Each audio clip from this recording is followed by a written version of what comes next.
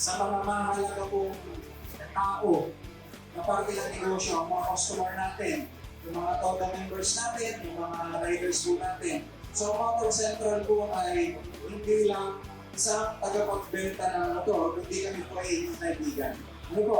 Ayunin po na aming branch ay makapagbigay talaga ng kalidad ng mga motor kesa at magandang servisyo para sa mga taga-Maricoqueños, lalo na po sa mga taga-Gaseños.